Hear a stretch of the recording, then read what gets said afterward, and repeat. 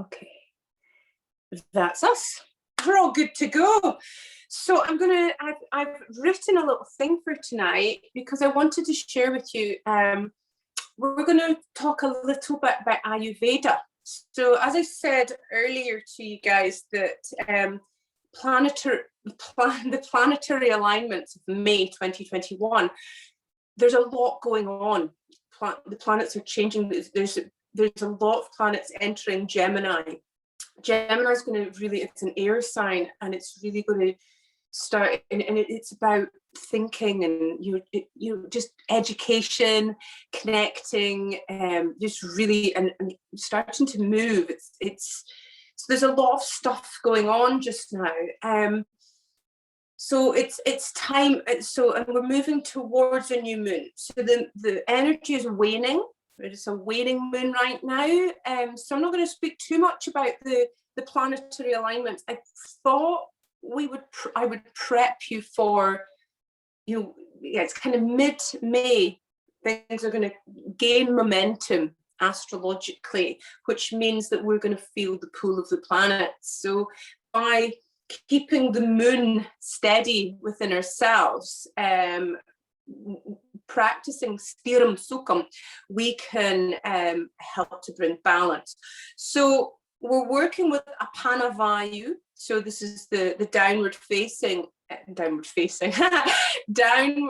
flowing energy that's really grounding and supportive.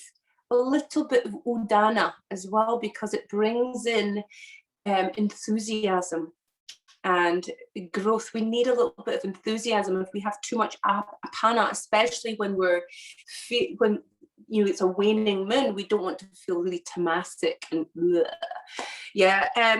So we're working with a mixture of dynamic moving into static, and some of you guys who've trained with me are aware of that. There's good parts, and there's good parts with dynamic, and there's good parts with static, and they both bring benefit. But I really think it's good to begin with dynamic to get your body to feel it, to come out of your head into your heart, and then you can really work with building the tapas, the burning away what we're holding on to, and bringing that challenges into our practice. So we want stability and calmness in our body and mind. We're working with extended exhales. So we're looking for calming, groundedness, stability. The bhav tonight is I am not my thoughts. Okay, we're coming out of that because it's Gemini stuff. We're going to come out of our heads into our hearts, but we're not doing anahata stuff. But so we want stability, not flexibility tonight. So because we're working with vata, we're balancing vata. This is a good practice for vata imbalances. So you guys, the ones that are in Aberdeen or up in this area, it's been really windy recently, and wind acerbates vata. Okay, cold, it's very cold. Cold acerbates vata too. So vata imbalances are anxiety, insomnia. It's if we've got a busy life, we want to, this is going to help improve concentration, improve our meditation practice. So in the Garada Samhita, which is one of the spiritual texts, they say that once the moon has been made steady, then the sun can rise. We want to steady ourselves before we can rise. If you rise and you're not ready, it's gonna acerbate things, as I said. So even Swami Rama, so there's some of you guys have practiced some of the tantric stuff with me, Swami Rama said that a mind which is not stable is unfit for any path. So you have people that can throw good shapes on the mat. If they're all over the place in their head, they're not practicing yoga. So that's what we're doing tonight. So I'm going to briefly speak. I'm not going to speak too much because you'll be like, I'm here to do yoga. Shut up, Louisa. But anyway, Ayurveda translates as the knowledge of life. So I can go deeper into that, but we're trying to keep it short and sweet here. So it dates back 5,000 years ago from the Vedas, and it's a system of healing that examines the physical constitution, the emotional nature, and the spiritual outlook in the context of the universe. So according to the philosophy, universal life force manifests as 3 different energies, or doshas. So some of you yogis are aware of the gunas, which is rajas, sattva, and tamas, but we're looking at vata, pitta, and kapha. I know that some of you guys are aware of this, but some people aren't. So I'm going to just quickly let you know a little bit about this. So we're all made up of a unique combination of these 3 forces, and it fluctuates. So we all, at the moment, the way things are, there's the uncertainty of life. Everyone is going to have a little bit of a vata imbalance. Vata imbalances are very relevant. So if you're in a yoga class, you want to work with your personal practice, balancing vata is important first. Then it moves into pitta, and a pitta imbalance could be inflammation, skin stuff. So once this imbalance, it moves into inflammation or kind of infection sort of times of thing. If you're speaking about illness, the last one is the kaphic imbalance, and that's when it's really deeply ingrained. So it's like serious illnesses or kapha imbalances. So the vata imbalance, we need to keep vata balanced to stop it going further as well. So we're all made up of these 3 forces, and everyone's got a mixture of each. Most people tend to have an abundance of 1 or 2 of the doshas. So this unique combination is determined at the moment of your conception, and it's your own unique blueprint, or prakriti, which is nature. So as we move through life, the proportion of each of the 3 doshas constantly fluctuates. So it's according to our environment. It's somebody's just joining us. So it's according to your environment, your diet, the seasons, the climate. So as I said, it's a windy day today, windy and cold. It's going to exacerbate vata imbalances. Your age. So as you get older, as you get to my age, we become more vata. It's air. It's that as babies are very kapha. It's all about the mucus. So so as we move in and out of balance, the doshas can affect your health. Okay, they can affect your energy level and your general mood. So tonight is all about the vata. So quickly, I'm going to go over them. The 3 doshas, kapha. So you can find out what your dosha is by just Googling it and checking what is my dosha. They have online things, okay? But you might pick up on what you are here. Kapha types, they've got strong frames. They're naturally athletic as long as they are exercising regularly to manage their tendency to gain weight. The influence of the earth and water elements make them innately stable, compassionate, and loyal. They appreciate doing things in a methodical, step-by-step manner, and they prefer a regular routine in their personal and professional lives. So when imbalanced, they can become unmotivated, stubborn, and complacent, even when change is necessary. So their metabolism tends to be slow, and their appetite for food and stimulation is less intense than a vata or a pitta.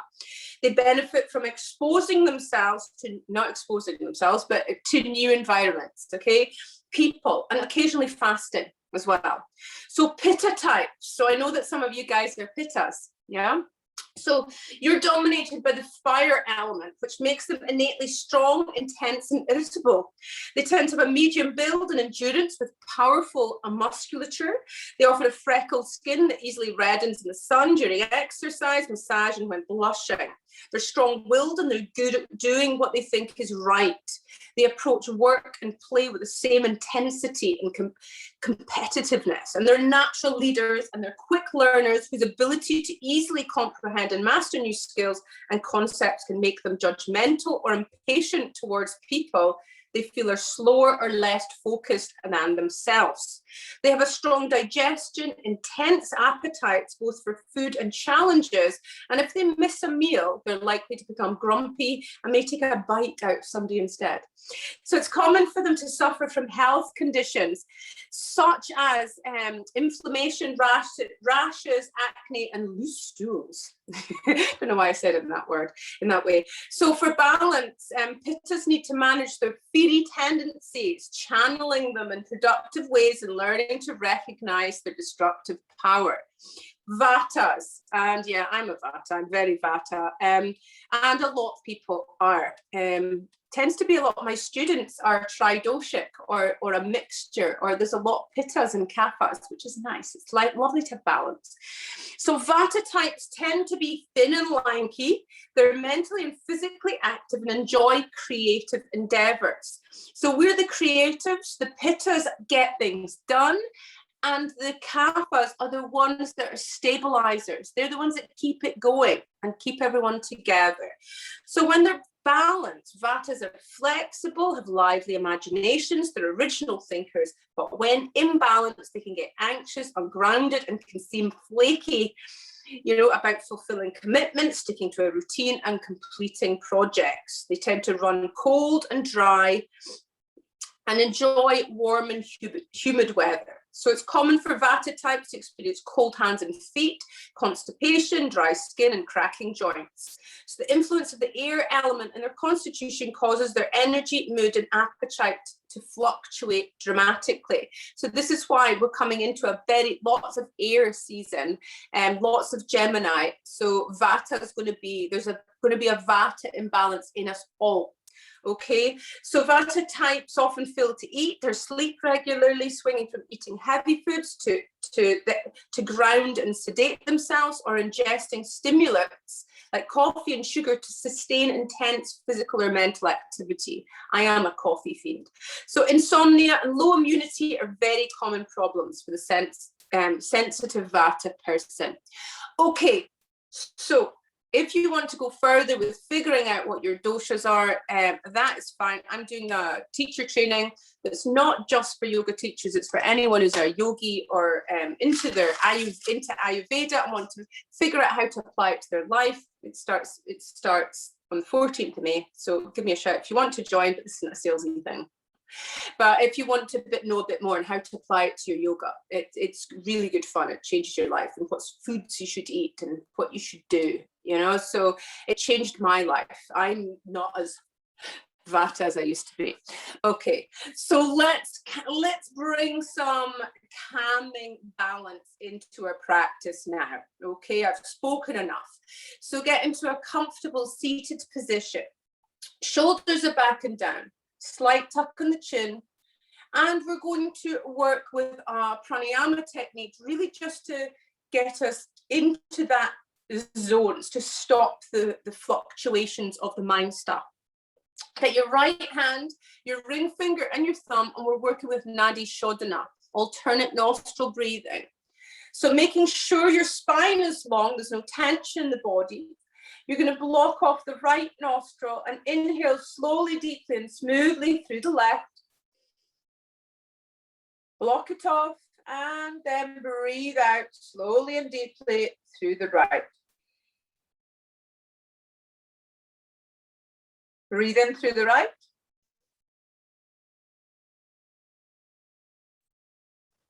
Block it off. And breathe out slowly, deeply, and smoothly through the left. So continuing with a few rounds on your own, remembering which stage do you block off the nostrils after every inhale. You're sealing in the good energy. Sorry, I've got noisy nostrils today.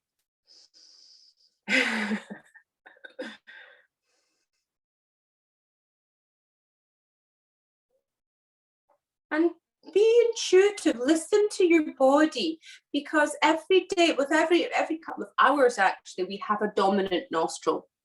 It's every like two hours, 2.5 hours. And that really affects the size of your brain and where you're at, okay? And we can harness that energy. So the next exhale through the left nostril, drop the chin, and then inhale. Coming back up. So we're going to begin standing up now.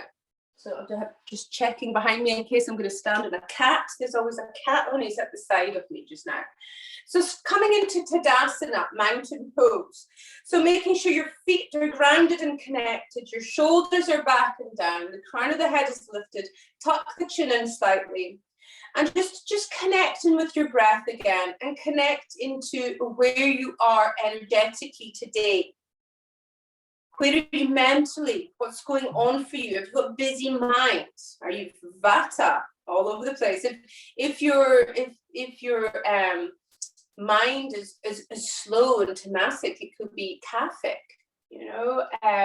So listen to your body, your emotions. Is there anything physically that's achy, or it feels dull? Or is there lightness and brightness? Just bring awareness into where you are today. And breathe that acceptance into where you are, because you're exactly where you're supposed to be. So then from here, we're just going to gently inhale, take your arms up, and exhale to fold. Now bend your knees if you need to. So you're inhaling to come all the way up, and exhaling to fold. So trying to keep your forearms near your ears and smooth the breath out. Just a few rounds of this, just to really connect in. Slow it down. Maybe breathing into the count of 4, out to the count of 4. Through the nose.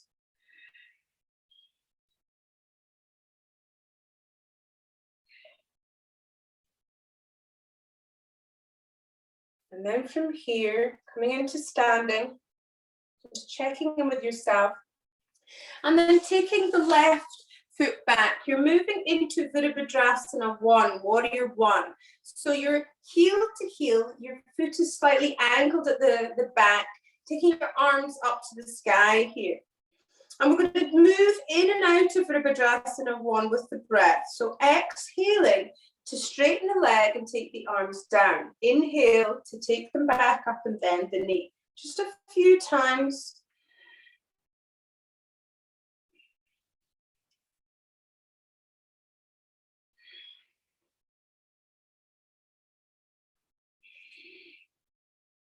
And the next inhale, keep that leg straight. Exhale, and then inhale, take your arms up. And then we're keeping the shoulders relaxed and the forearms are near the ears. If you need to bend that front knee, that's fine as you breathe. So we're going to breathe out as we come forwards and breathe in to come back up. We'll do this a couple of times just to get our bodies aware of what we're supposed to be doing. And then, so the next time you're going to breathe in for 4, you're going to breathe out for 6. So breathe in for 4 and out for 6.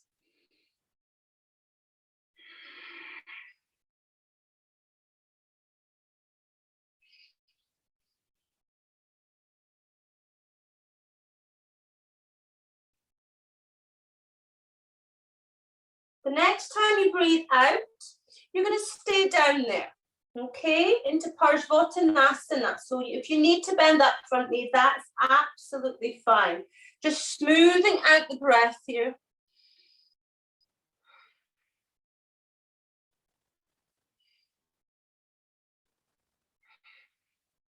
And then we're going to move into a variation of Parivrtta Trikonasana, revolved triangle, by taking the left hand to the inside of the right foot. And then, so inhale to lengthen through the spine. And then you're going to exhale to take the right arm up to the sky. Now, remember, this isn't about the form, this is about the function. So if you need to, if you can look up to your fingers that are up to the sky. But if that doesn't feel comfortable for you, I've got neck issue, as most of you are aware. So I'm not going to take the full extension, the full twist. And I'm also being very mindful of this twist as well because of my unstable SI joint injury. I'm just like falling apart right now. My goodness. So I'm breathing acceptance where I am. So be okay with where you're at. With every exhale, just try and twist that little bit further. So twist brings some samana into our practice, samana vayu. And this is balance. We need some balance in our lives as well. Twists are also tridoshic, which means they balance all three doshas. Slowly coming back and squaring the hips again. And as you inhale, take the arms all the way up. And exhale, stepping forwards into Tadasana. And closing your eyes and checking in with yourself. Feel the difference in one side of the body. Okay. So from here, you're going to step the right leg back.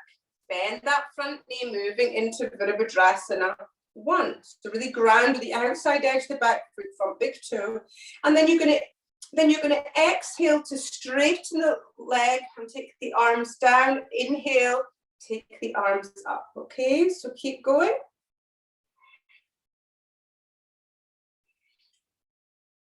Just moving in and out.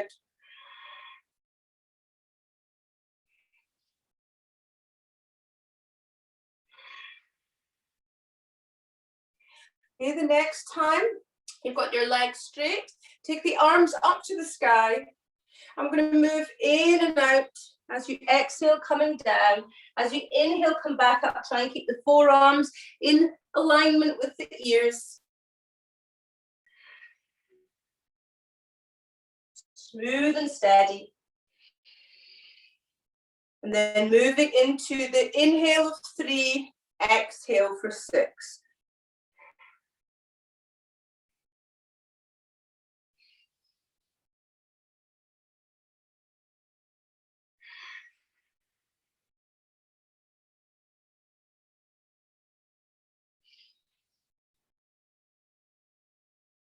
The next time you breathe out, you're going to stay down there, bend that front knee if you need to.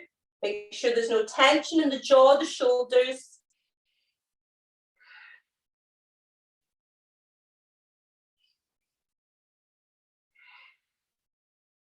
So to bring balance, to work with vata, to balance vata, we're working with a little forward bending, a bit twisting as well, working with the exhale. So from here, you're taking the right hand to the inside of that left foot. Inhale to lengthen through the spine, and then exhale, lifting that left arm up to the sky and coming into Parivrtta Trikonasana. Find your drishti point, your gaze point, and smooth out the breath. Remember, the breath is far more important than how good you look in the mat. So if you can't breathe correctly when you're in the pose, you need to adjust and make sure that you're breathing smoothly, bringing stability into your breath.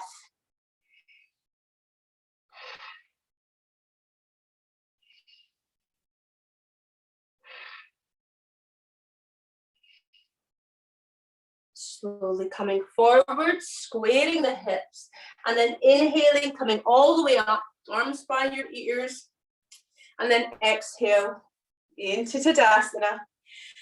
And again, close your eyes, listen to your body, feel the difference. Can you feel your feet really connecting back into the earth here, plugging yourself in to Mother Earth?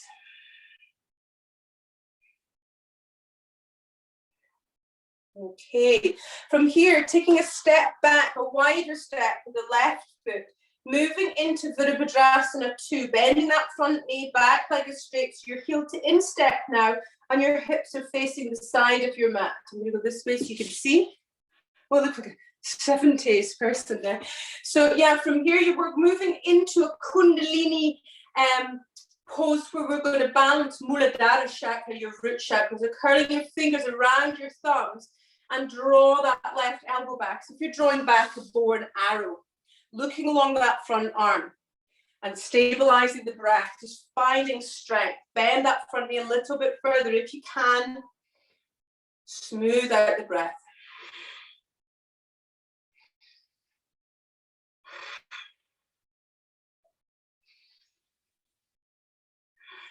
So Muladhara chakra is the root chakra. It's the color red. It's grounding, safety, security, stability. It's where you are within a group or family. And you're going to inhale, straighten the legs, take the arms out.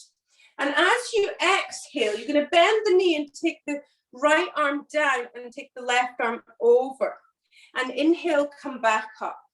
So you're exhaling and inhaling, moving in and out of this a few times. Again, just getting your body used to it.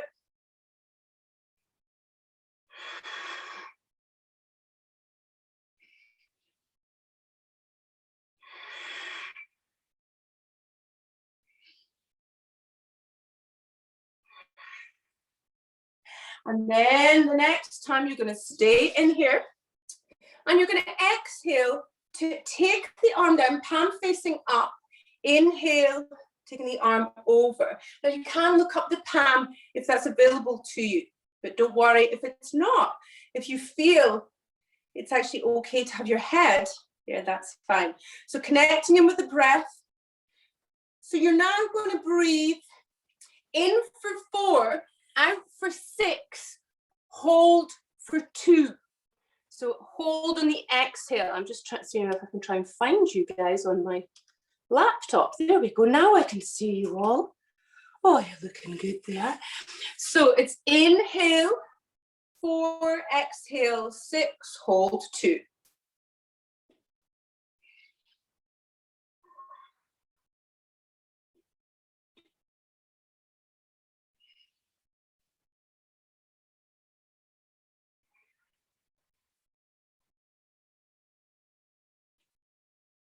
The next time you breathe in, you're going to stay in Utthita Parsakonasana, looking up at that, the palm that's facing down, if that's available to you, making sure that the shoulders are relaxed. Feel the extension in the side body.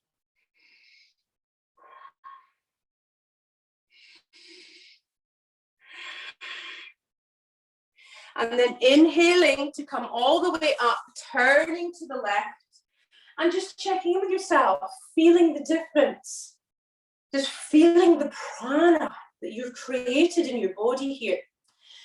And then let's go to the other side. So you're going to bend that left knee now. I'm going this way so you can see me, or I can see you.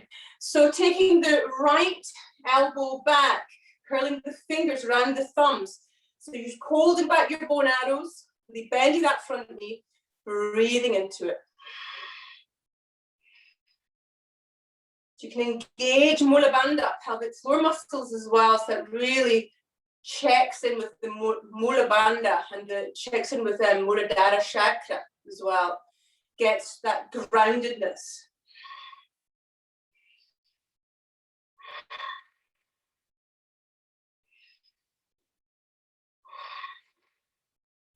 Inhale to straighten the legs, take the arms out, and then you're exhaling to bend the knee, taking the arm over, inhaling to come back up, straighten the leg. So moving in and out again.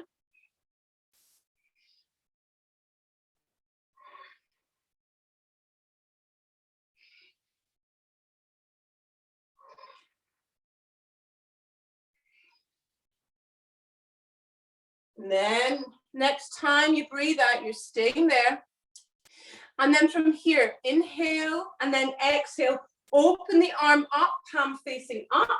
Exhale. So inhale, take the arm over your head. So you're exhaling to open the arm up, palm facing up. Inhale, arm over head. From here, you're going to inhale 4, exhale 6, hold for 2.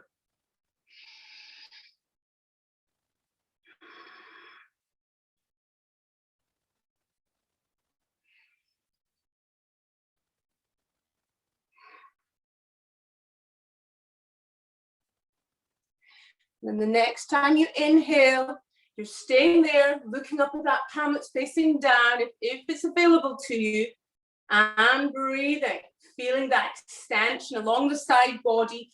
Feel that stability and strength within you. We're really creating tapas here. Not the Spanish food, but burning spiritual ardor. And then breathing in, come back up, turn to the side of your mat, checking in with yourself, really feeling that prana. We're really starting to create something here.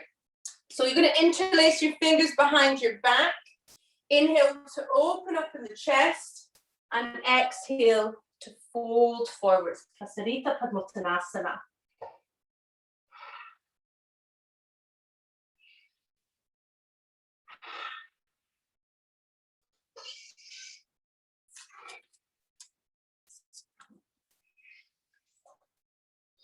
Inhaling to come back up, turning to the front of the mat, into Tadasana, listening to your body, just checking in with yourself.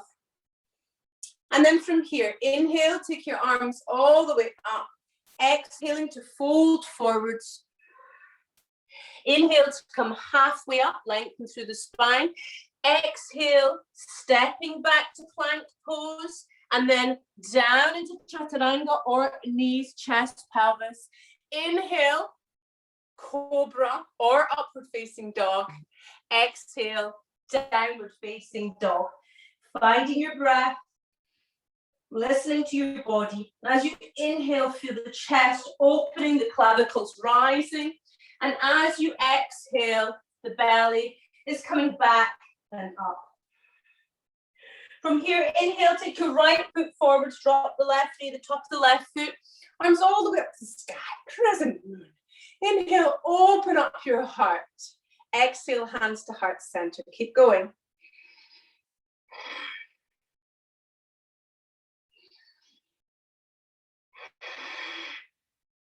From here, take that left elbow to the outside edge, the right thigh, palms together. Whoop, looking over that right shoulder.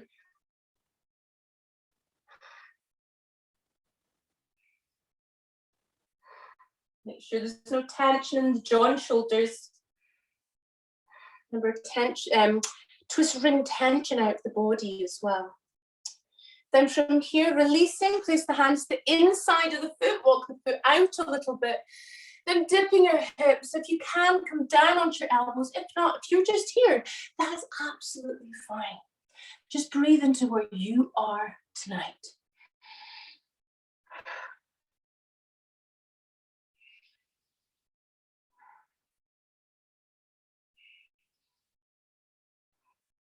Inhaling, slowly come back up. Curl the back toes under, push up into downward facing dog. Inhale, take the left foot forward, drop the right knee, the top of the right foot, arms all the way up to the sky. Inhale, open up your heart, and exhale, hands to heart center. Keep going.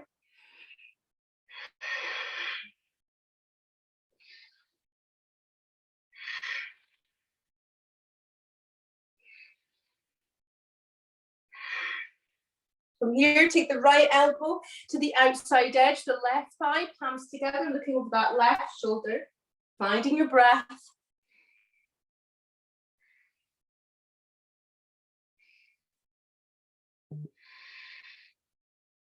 Gently releasing, place your hands to the inside of the foot, walk the foot out a little bit, dipping the hips and slowly coming forwards. Just breathe acceptance into where you are.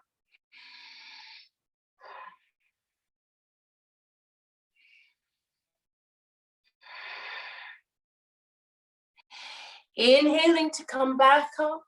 Curl the back toes under, push up into downward facing dog. Dropping down onto the knees and then sitting back in the heels. Inhale, take your arms all the way up to the sky, coming up onto your heels, and exhaling to slowly come forwards. Inhale, sitting up and leading with the heart and the chest. Exhaling to sit all the way back into child's pose. Inhale, bring your arms all the way up to the sky. Exhale, folding forwards. Inhale, bringing your chest forwards, leading with the heart. Exhale to sit back. Keep going. Just really connecting with your breath here.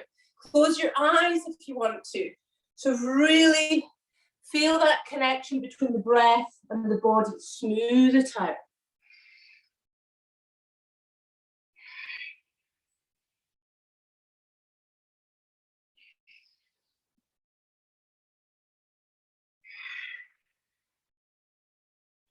On your next exhale, take your arms down by your side and just resting into child's pose. Breathing your belly into your thighs. Remember, belly breathing is another one that's very good for calming you down, stimulating the parasympathetic nervous system. And then gently coming up into tabletop position. And you're just going to circle your hips with your breath. Just loosen off your hips. Trying to balance Svadhisthana chakra, your emotions, your sexuality, your joy in life, your creativity. It's the color orange. Go the other way if you've not already done so. And then from there, find your drishti point, your gaze point, lifting up your right leg. Reach back the left hand to try and hold onto that foot or ankle. Breathe into it.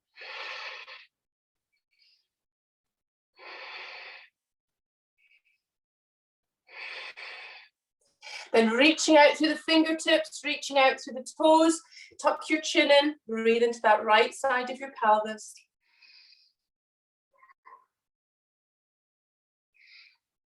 Dropping your left hand and your right foot, turning to the right. You're either keeping that knee on the ground, or if you want to straighten both legs into side plank, Vashisthasana. That's fine, and Daddy, up this way so you can see. Yeah. So this is bringing in that stability and the strength that we need. Slowly coming back down onto your hands and knees, checking in with yourself. And then lifting up that left leg. Reach back to the right hand, draw the shoulders away from your ears, tongue to the roof of your mouth, smooth out the breath.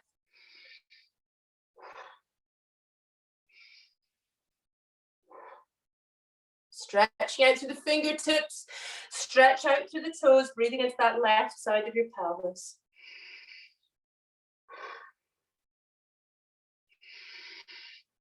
Dropping the right hand and the left foot, turn to the left arm's coming all the way up to the sky, either staying there or straightening both legs, stacking one on top of the other.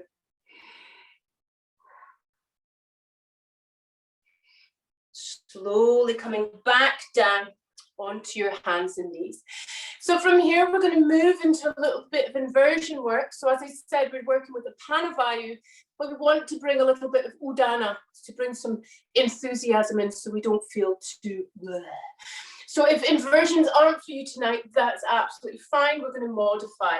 So we're starting off with dolphin pose. So arms are parallel. Your forearms are on the ground. Spread your fingers apart. Really press down with the base of the fingers.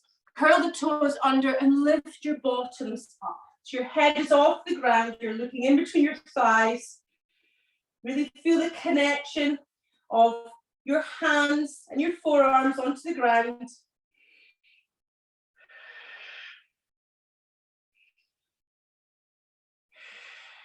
From here, coming down onto your knees. So you're either going to repeat that, or some of you might want to come into a supported headstand. If you want to use a wall, that's absolutely fine. I'm just going to use, I'm on a nice carpet here, it's fine. So you're taking your hands into a little basket, and I've got the wrong hairstyle for this. So you've got to take your head, your hair, or your crown of your head into the basket, and then lifting up. So either in dolphin or supported headstand, whatever you're at tonight. Find your breath, find your strength.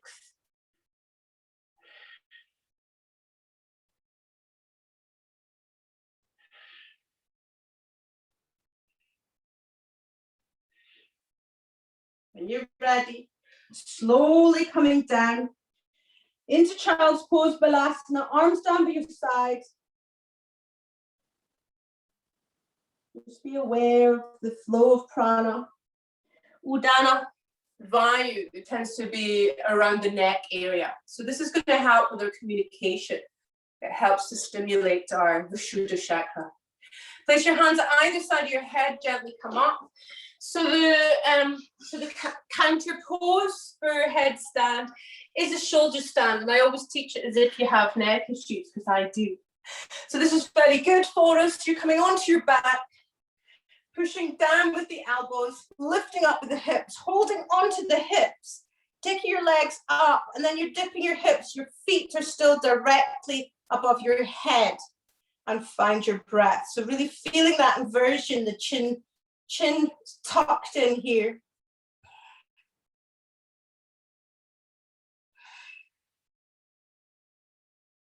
This is good for balancing the thyroid systems, the parathyroid systems too. The headstand and the shoulder stand are known as the king and queen of the poses as well. When you're ready, slowly and gently allow yourself to come down into just a gentle little Shavasana. This isn't our full Shavasana, this is just checking in, feeling the pranic energy flow through our bodies.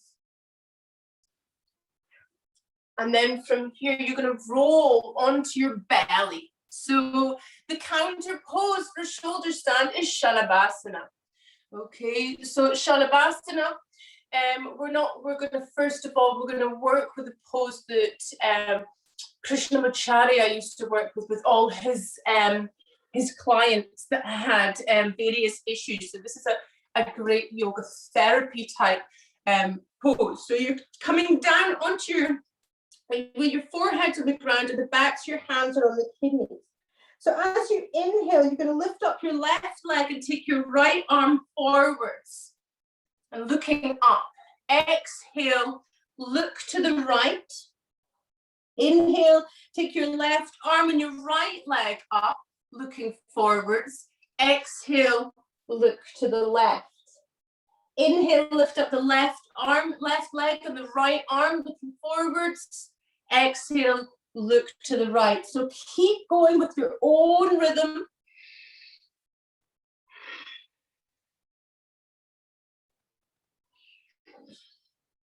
When I write up my classes, I just write for this one, ahoy there.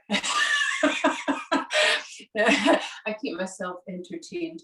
So finish the last side to balance it out, and then stack your hands in front of you, rest your forehead down, just connecting in, so stimulating the vagus nerve, and the eyebrow center goes right down into your belly. And then from here, you're going to take your legs together and take your arms out in front of you. And then you're inhaling to lift up your arms, lift up your legs. And some of you guys are children's yoga teachers, I know, so you're going to want to go, oh, oh, oh, oh. But we're not. So you're going to inhale, bend the elbows, open up in the chest, find your breath. So this is a great one for counterbalancing your shoulder stands. And it's belly down back bending. So as well as like being quite invigorating, also stabilizing, calming, try dosha 2. So this helps bring balance in and stops us from getting too, if that's a word. And slowly stack your hands in front of you and just check in with yourself yet again. See where you're at. Relax your jaw, relax your shoulders, and allow any last remnants of tension just to melt down into the earth. Anything you're holding on to, you don't need any more Just allow it to let go. Then from here, raising your head, bend your knees, take your arms behind to hold onto the ankles. You're going to Barbie toes, keep the legs parallel. Moving into Dhanurasana, the bowl pose. This is another tridoshic pose. Inhale to push the shins away and smooth out the breath.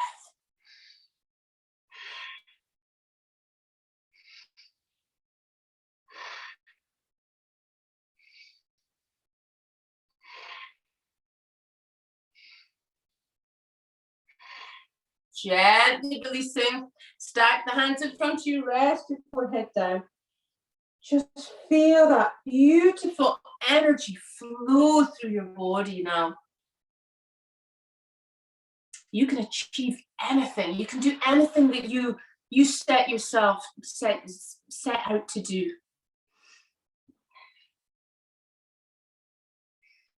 From here, gently push yourself up into a squatting position, okay? Malasana, garland pose. And take your arms out in front of you, rest your head down.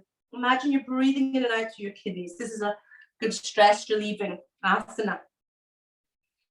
It's also a good balance in a counter pose for back bending. It's all about the counter posings this evening. Slowly coming down onto your bottoms and take the legs out in front of you, coming into Bandasana. So from here, we're going to begin on the left. The tantrics like to begin on the left in this pose. I'm not going to go into the great details because I've spoken enough to you and you've fed up with my voice probably. So take your left foot to the inside of that right thigh. Flex that right foot towards you. Inhale to lengthen. And exhale to fold into Janu Shirshasana. Trying to work that left set of ribs towards the right inner thigh. And again, it's not about trying to get that head to the shin. You're really trying to lengthen through the spine. You're really connecting in with the breath and being where you're at. Take a slight tuck of the chin, that Jalandhara Bandha. You don't want all the prana to go rushing up Sushumna channel and agitate the mind.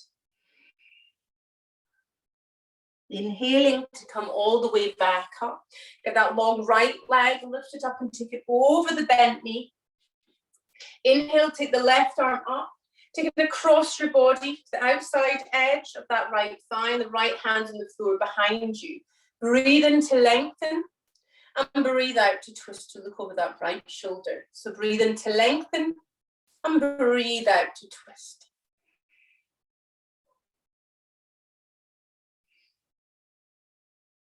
And then reversing this twist, taking the right arm to the inside of the right thigh, the left hand on the floor behind you. Breathe in to lengthen and breathe out to twist.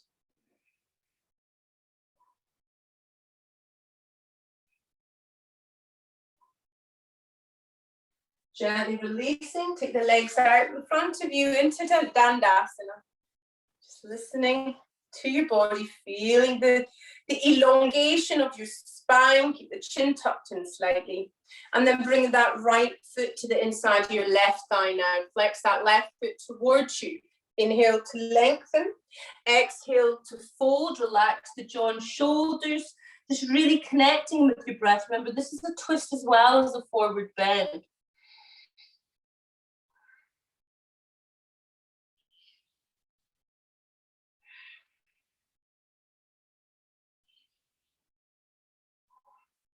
Inhaling to come all the way back up. Take that left leg, lift it up and take it over the bent knee. Inhale, take your right arm up.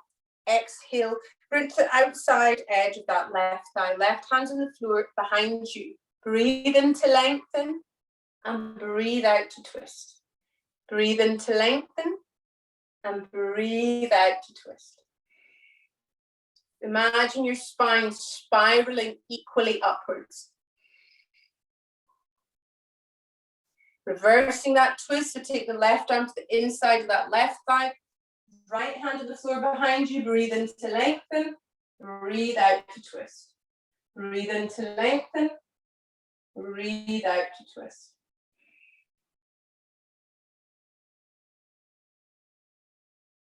And then release. Take your legs out in front of you. And here you can bend your knees slightly if you want to, because we're moving in and out to dynamic forward bending. So take your hands over your toes.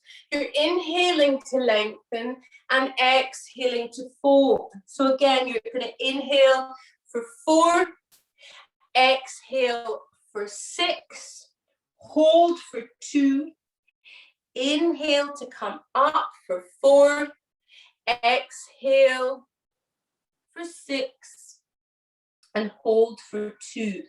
So keep going.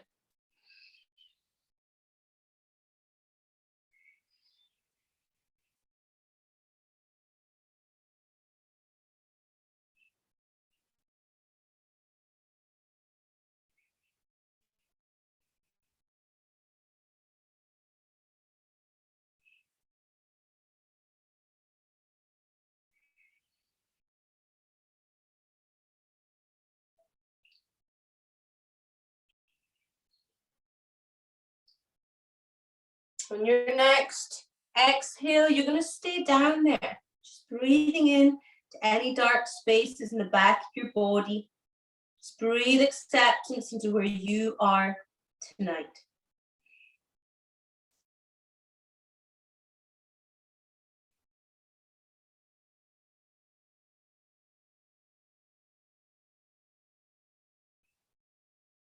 Inhaling to slowly come back up. Feel that difference. We really feel connected into this earth now. Lying on your back, we're moving into Setu Bandasana, dynamic Setu Bandasana. Nice way to balance out your spine. So your heels are tucked into your bottom, feet are hip width apart, chin is tucked in. Inhale, lift your hips up and the arms over your head, and exhale, slowly bringing everything back down. So again, you can close your eyes and really checking in with your breath and your body, remembering the breath is the bridge to the mind and the mind is the bridge to the soul.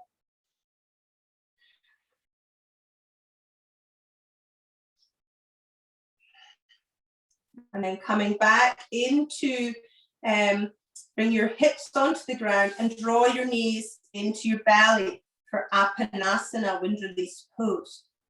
From here, stretch the right leg out straight and take the right hand onto that left bent knee. Slowly moving that left knee over to the right and take the left arm over your head, looking to the left. So it doesn't matter if your shoulders or your hips are off the ground here. So again, it's not about the shape of your body. Just breathe into where you are and commit to your stillness. So bring the awareness to Ajna, Agni Chakra, your third eye, connecting in to your inner teacher, Vijnamaya Kosha.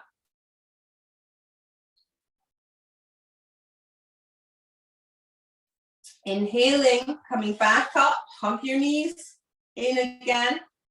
Take the left leg out, take the left hand onto the bent knee, dropping the knee to the left and taking the right arm over your head, looking to the right.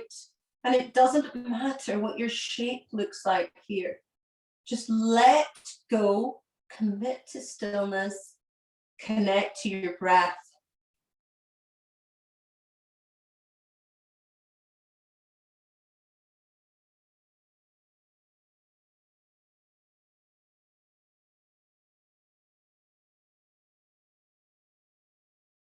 Inhaling to come back up, draw your knees up towards you. And this is where we connect into Vijnamaya Kosha. You're either going to hold on to the outside of your feet or the inside of the feet. What's your body need right now? Into happy baby pose, really feeling the sacrum stabilizing into the earth here.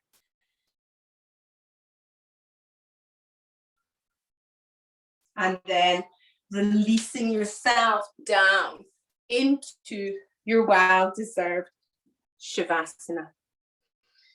So lying down, palms facing upwards, feet turned out. Get yourself comfortable.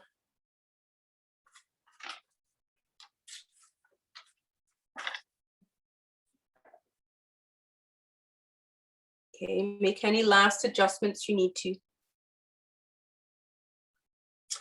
And with each inhalation, sense all of your collective energies, your thoughts and your feelings moving from the head down to the base of the spine.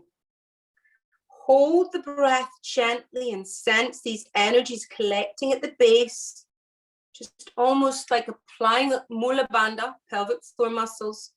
And then as you exhale, release all the toxins, all the negativity down into the core of the earth.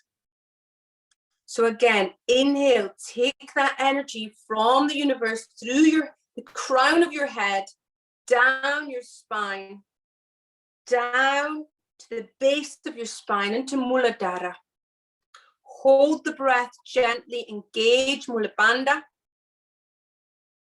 And then as you exhale, imagine you're releasing any sort of negativity out, down into the core of the earth. So with every inhalation, sense all of your energies, thoughts and feelings coming from your head, moving all the way down to the base of your spine, gathering it there, holding, and then releasing any negativity. Do a couple of rounds on your own.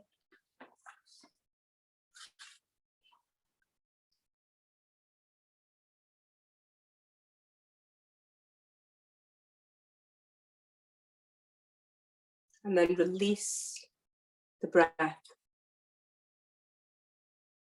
Release the breath control. And see the mind at the level of the brain as a crystal clear, perfectly still lake. So no ripples are moving across its surface. And if a thought comes, see the thought as a small ripple, and then see it merge back into the calm, still water.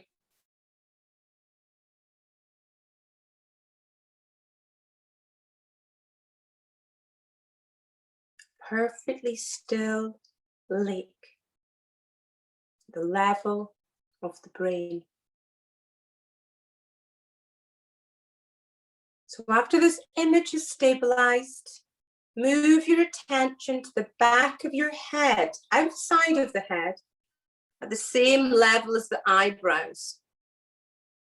And see a luminous, bluish full moon shining brightly, as if hovering in the sky above the lake. Its reflection on the surface of the lake is without a blemish.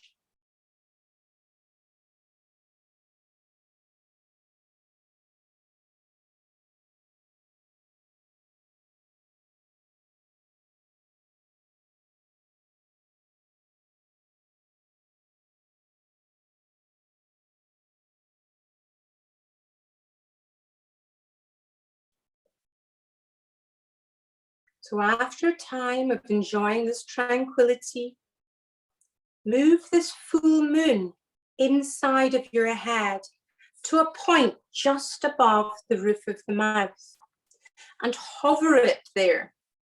Again, seeing the crystal clear reflection and the light of the moon being cast over the lake.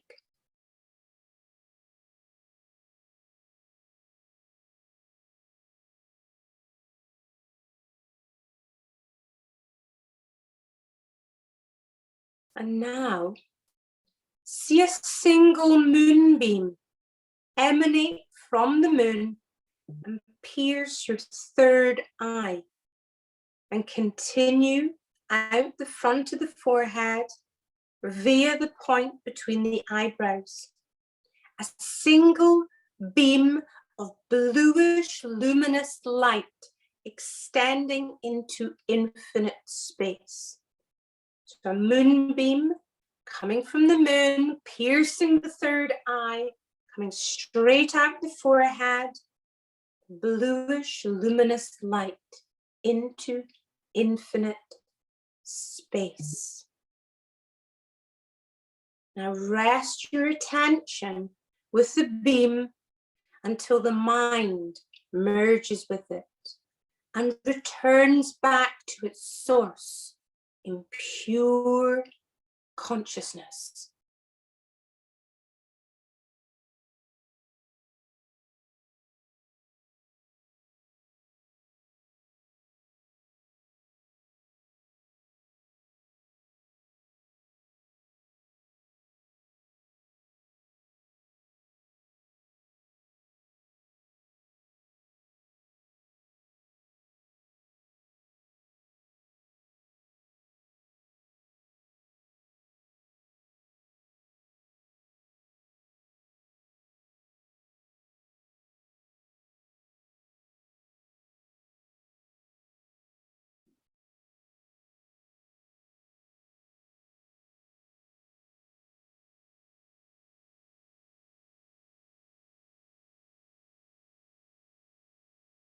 So bringing your awareness back into the room, back into where your body's lying on the floor.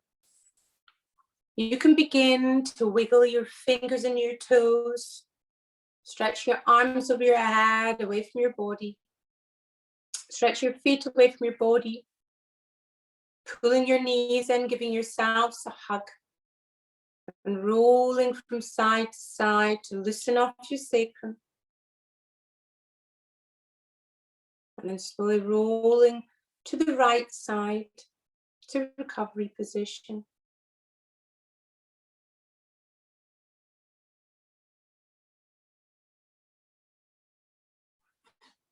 And then gently pushing yourselves up to seated position. Placing your hands in Anjali Mudra. And we're going to end with an Om. Here we go.